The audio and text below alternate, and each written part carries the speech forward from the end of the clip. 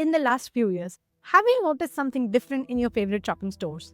The checkout lanes are getting empty and there are no cashiers waiting for you. Instead, there are self checkout machines in place of those humans. And maybe you would find a tired employee managing all these machines. While I embrace technology, I find this a little unsettling. And it got me thinking these are not just jobs disappearing, the future of work is changing. We are watching something bigger unfold. Most people think that we are going through some technological revolution, like the steam engine or the internet. Probably, we are not. We may be living through the end of the concept of jobs. And this makes me thinking, what is the actual future of work going to be? What if I told you that this whole idea of jobs is a pretty recent invention? Think about it this way. For most of human history, the idea of clocking in and out of a specific time for a specific number of hours wasn't even a thing. Way back when, like 50,000 years ago, with our mate Adam, the hunter-gatherer, work wasn't a separate part of life. It was life. It was all about survival and looking after the community. There were no paychecks or promotions, and success was measured by whether everyone was doing all right or not. Then came the farming era, about 12,000 years ago. People settled down and their work became tied to the land and the seasons. Families always grafted together, especially during harvest time. It was still very much connected to their daily lives and the rhythms of nature, not a strict 9 to 5. The big shift really kicked off with the Industrial Revolution in the 19th century, with the invention of power loom. Simple home-based crafts moved to factories. Work became much more specialized and repetitive. And this is when we started seeing a more structured approach to labor in factory. But it wasn't until a fair bit later, in 1926, that Henry Ford really cemented the 5-day, 40-hour work week. Apparently, this was just about controlling production. This era drilled in the idea that time is money, and the clock started ruling people's lives in a new way. The concept of going somewhere specific for a set time to do a particular job for cash became the standard. This is when people started trading time for money. And now, with AI rapidly taking over tasks in all sorts of industries, from creative work to those admin jobs, it looks like AI is about to flip that whole script on its head. Buckle up, because the future of 9 to 5 is going to change. Just like how folks adapted to farming and then industrialization, we are likely heading for another big change. However, these revolutions took centuries to unfold. But the speed of this AI revolution feels much faster than anything humankind has ever seen before. And just as societies adapted then, we are adapting again now. But here's the crucial difference. Those shifts took generations. Today, the change is happening at a pace humanity has never experienced before. Right now, algorithms are learning at an exponential rate. Robots aren't just assembling cars, they're making decisions and even creating art. In the past, mastering skill like blacksmithing offered lifelong security.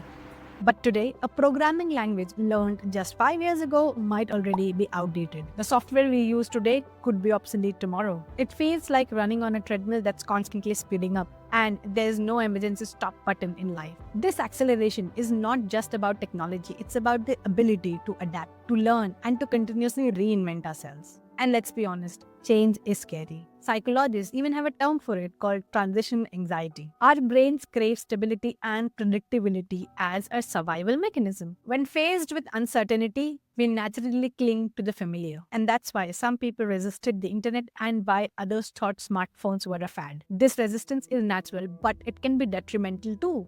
In general, this is known as the ostrich effect, ignoring the danger in hope that it will go away on its own. But ignoring the change doesn't help. It actually leaves us unprepared. It's pretty clear from the sources that AI is already changing the way we work, and that it is going to have a significant impact on how we operate. And this is only set to accelerate. We are seeing AI creep into various sectors, from creative fields like thumbnail design and video content creation, to administrative tasks and even professional areas like law and engineering. To get some perspective, I looked at the report by IMF, and it offered some crucial insights to the jobs and skills of the future. The report reveals that nearly 40% of jobs globally are exposed to AI. In advanced economies, that number jumps to 60%. However, in emerging markets and low-income countries like India, AI exposure is expected to be 40% and 26% respectively. One of the biggest threats is job displacement. Companies have always looked for ways to reduce their labor costs, and AI presents a powerful new tool in this regard.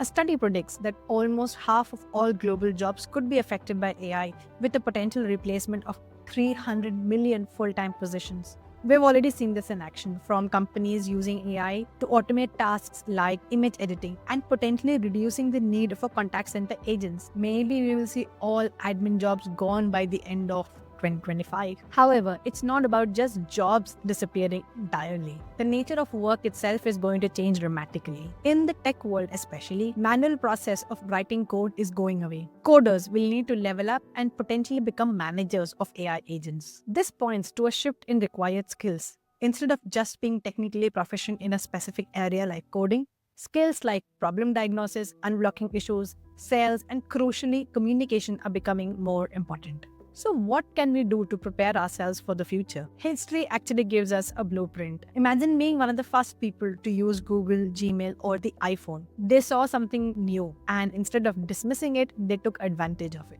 They leaned in and gained extraordinary leverage by being the early adopters. We are in that exact moment now with AI. Here are 3 specific things you can do to be on the right side of this change. Number 1, generate multiple income streams. See, the traditional concept of 9 to 5 may not be as stable in the future with AI disruption.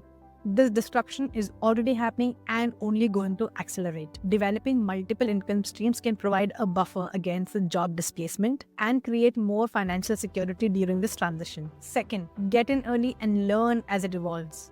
Just like those who embraced computers in the 80s, the internet in the 90s, and the smartphones in the 2000s didn't wait for perfection, you shouldn't wait with AI. If you have thought about starting that business or that project or that initiative, this is the perfect time. The tools are accessible, the opportunities are vast. And history shows that many great companies have been formed during this significant technological revolution. And number 3, experiment and get your hands dirty. The term artificial intelligence can sound intimidating, but here's the thing, it's not. It's not just for the tech nerds, it's for everyone.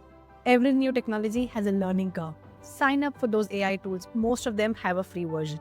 Try them out in your work, in your projects, and even in your personal life. Don't just read about AI. Experience it. A lot of these tools require zero technical knowledge, and they are incredibly easy to use. Don't bury your head in the sand and hope that it will all go away like the ostrich. Sign up for at least one AI tool this week and try it out. Many are free. All you need is an email address. I genuinely believe that those who will adopt early will get an unfair advantage.